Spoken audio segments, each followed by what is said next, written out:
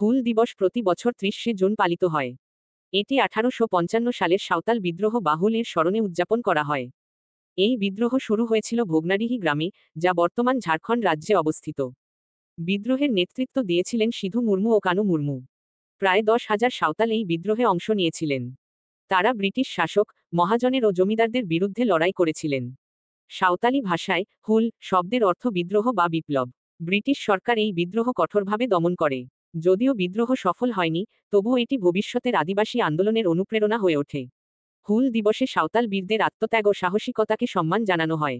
এটি মূলত ঝাড়খণ্ড, বিহার, ওড়িশা, পশ্চিমবঙ্গ ও আসাম রাজ্যে পালিত হয়।